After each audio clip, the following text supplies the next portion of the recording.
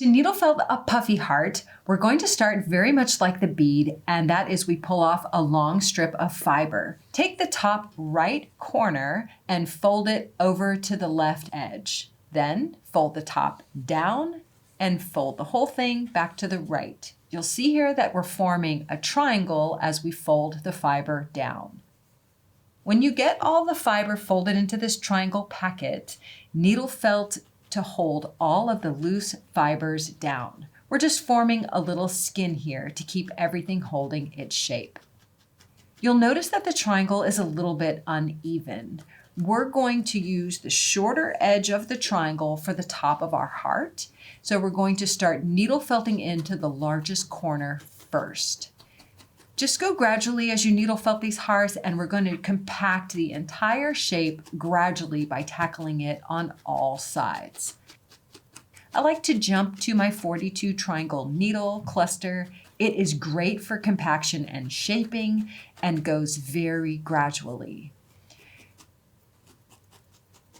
You'll want to needle felt from the edges to push everything towards the middle, and occasionally needle felt top down, making sure to turn your heart as you go so that the compression happens from all edges and both sides. As your heart starts to compress and get more dense, you can bring in your medium or coarse needle to start forming the divot at the top of the heart and begin to form that shape. This entire process is important just to go gradual so that your hearts become nice and firm and evenly shaped as you go. Pay attention while you're needle felting so you don't poke yourself. It's a nice Zen little activity to just keep working and watching your needle as you poke. You'll notice that we're constantly turning the hearts, and we needle felt from the bottom up towards the top of the heart and the top down towards the bottom. You really want to vary these angles so that your heart gets firm and dense on all areas.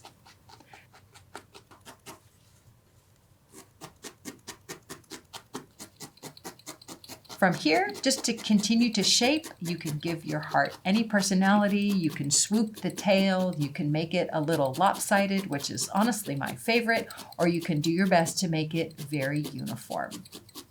The most important is that it's nice and dense so that it holds its shape over the years.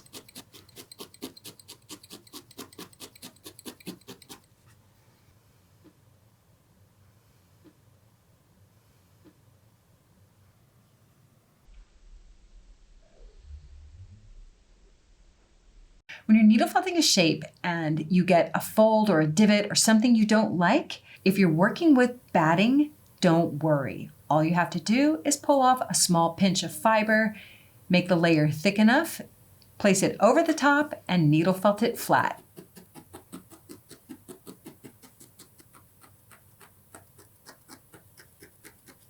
You can hide all manner of things with a little pinch of wool.